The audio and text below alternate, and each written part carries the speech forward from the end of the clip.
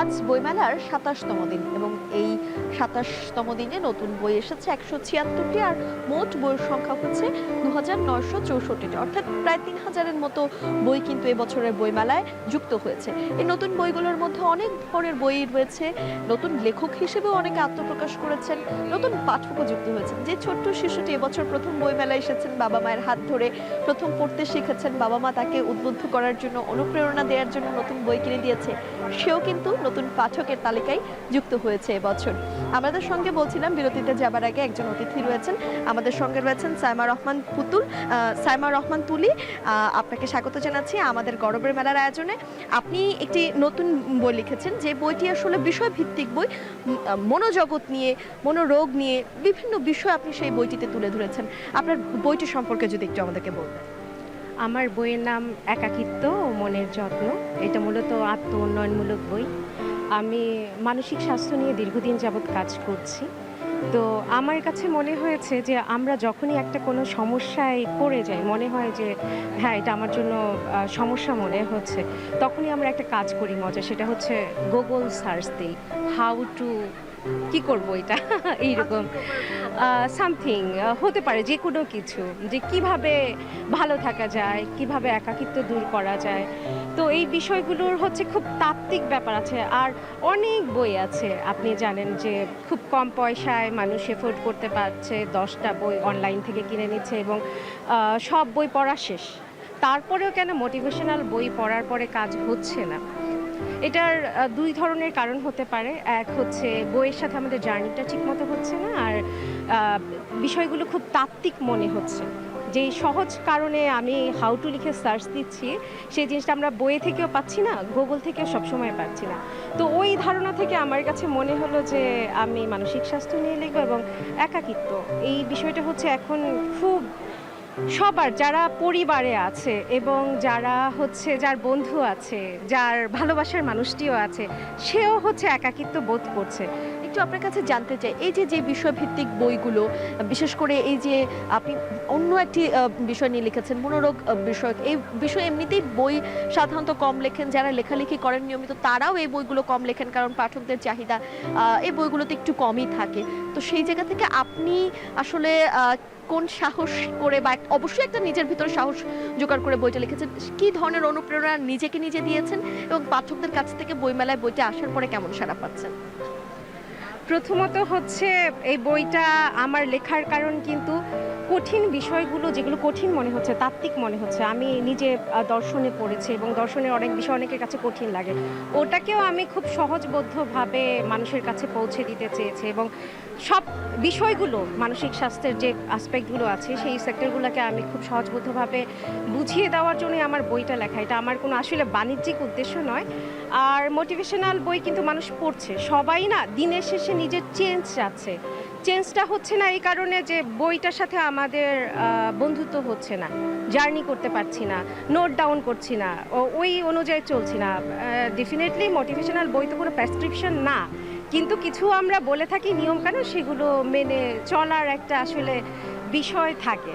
তো আমার বইয়ে এইসব বিষয়গুলো আছে, যারা বইটা খুলবে দেখবে তারা বুঝতে পারবে যে বইয়ে কি আছে। খুব অল্প দামে আমি বইটা এনেছি বাজারে, মাত্র ৩০০ টাকা, এবং আজকে তো আর মাত্র একটা দিন আছে বইমেলার, ২২৫ টাকায় বই পাওয়া যাচ্ছে বইমেলাতে। আমি ভালো সাড়া পেয়েছি পাঠকদের, স্বপ্ন ৭১ থেকে আমার বইটি প্রকাশ পেয়েছে, কারণ আমি সাড়া পাচ্ছি এই কারণে যে বইটা সহজবোধ্য এবং বইটার সাথে জার্নি করলে আমি বলেছি যে পৃথিবীটা হচ্ছে আমাদের হাতে, যে আমি যদি চাই তাহলে চেঞ্জ হতে পারে। আসলে মনের যে বিষয়টি পুরোপুরি কিন্তু মনের জোর, নিজের উপরে নির্ভরশীল। একটু জানতে চাই যে এই ধরনের বিষয়গুলো নিয়ে লেখালেখি হচ্ছে, এখন আপনি বলছিলেন যে আসলে আমরা সবাই খুব সহজে, আমাদের হাতে যেহেতু মুঠোফোন আছে, আমাদের যে কোনো ধরনের সমাধান প্রয়োজন হলেই আমরা গুগলের কাছে জিজ্ঞেস করি, কিন্তু সেইগুলোকে পাশ কাটিয়ে এই যে এই বইগুলোকে বেছে নেওয়া, নিজেকে সময় দেয়া, সেটি আসলে কতটুকু প্রয়োজন? আসলে খুব বেশি যান্ত্রিক হয়ে যাচ্ছি দিনের পর দিন, আমি হয়তো নিজেই জানি না। যে এই যন্ত্রটাকে একটু দূরে সরিয়ে যদি আমি 10 মিনিট মাইন্ডফুলনেস মেডিটেশন করি, আমাকে অনেক অনেক রিকভার করতে পারে যে কেউ, মানে তার নিজের নিজেকে খুঁজে পেতে পারে। আমি এই বইয়ের একটা ফিলসফি আছে নিজেকে জানার। তো আমি সবাইকে আহ্বান জানিয়েছি যে মুঠোফোনটা একটু দূরে রেখে 10 মিনিট মাইন্ডফুলনেস মেডিটেশন করা, এবং মাইন্ডফুলনেস মেডিটেশনও যে কঠিন কিছু নয় সেই বিষয়টাও এই বইয়ে বুঝিয়ে দেওয়া হয়েছে। আর একাকিত্বর ব্যাপারে আমি আরেকটু বলতে চাই, আমরা সান্নিধ্য পেতে ভুলে গিয়েছি। আমি ধরুন আপনি আমি ভালো বন্ধু, একসাথে হাঁটছি, আমার হাতে একটা মোবাইল, আপনার হাতে একটা মোবাইল, আমরা চারপাশে কি আছে দেখছি না, মোবাইলে দেখছি যে কি। দুইজনের সান্নিধ্যটাকে গ্রহণ করতে হবে, দুইজনের আমরা যখন ভিড়ে থাকি, সবার মধ্যে থাকি, সেই সান্নিধ্যটাকে আমাদের উপলব্ধি করতে হবে, তখনই আমরা একাকিত্বকে জয় করতে পারবো। এবং আমাদের যাবতীয় সমস্যার একটা সমাধান আছে, সবার সাথে সংযোগ। আরেকটু যদি জানতে চাই, এই যে আমরা দেখি বেশ কয়েক বছর ধরে তরুণদের মাঝে আত্মহত্যার প্রবণতাটা অনেক বেশি বেড়ে গেছে, সেই জায়গা থেকে আসলে এই বইগুলো কি ধরনের সহায়তা করবে, তাদেরকে নতুন করে বাঁচতে শেখাবে কিনা, কিংবা সেই পর্যন্ত যে ওই জায়গাটা থেকে নিজেকে বাঁচতে হবে, তারপর না আসলে আমি একটা মোটিভেশনাল বই হাতে নিব, তো এই মাঝখানের জার্নিটাতে তাদেরকে আসলে কিভাবে সহায়তা করা যেতে পারে?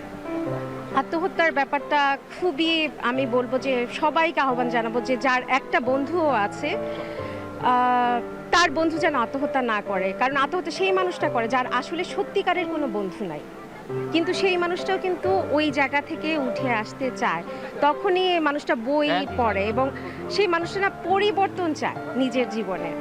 তো এই বইটি আত্মহত্যা যারা করতে চায়, আমি বলবো না এই বইটি ওই লেভেলের যে আমি এটা পড়লেই আমার অনেক কিছু হয়ে যাবে, কিন্তু আমার আগ্রহ থাকতে হবে, আর আগ্রহটা মানুষের আছে।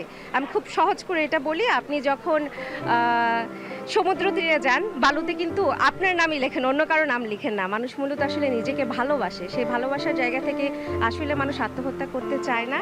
আর আমি সবাইকে বলবো যে আপনার বন্ধুটি যেন আত্মহত্যা না করে, একটু তার খোঁজ নিন, আর কাউন্সিলিং সেবার নেওয়ার কথা বলবো, কারণ কফি খেয়ে কখনো বন্ধুর সাথে গল্প করে নিজের সমস্যার সমাধান। একদমই তাই। আপনাকে অনেক ধন্যবাদ আমাদের সঙ্গে গরবের মেলার আয়োজনে যুক্ত হবার জন্য।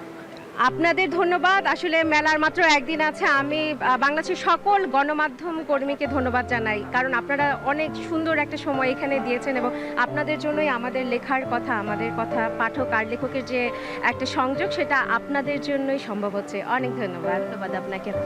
গরবের মেলার আয়োজনে ছিলাম, একজন অতিথির সঙ্গে কথা বলছিলাম নিজেকে নিয়ে, নিজের বাঁচতে শেখার জন্য আসলে বই কি পরিমাণ অপরিহার্য, তার পাশাপাশি তার যে নিজের মনোজগৎ, সেই মনোজগৎকে নিয়ন্ত্রণ করার যে অধিকার, নিয়ন্ত্রণ যে থাকতে পারে, সেটি কিন্তু পুরোপুরি নিজের উপরই নির্ভরশীল। সেই পুরো বিষয়গুলো নিয়ে আমরা কথা বলছিলাম।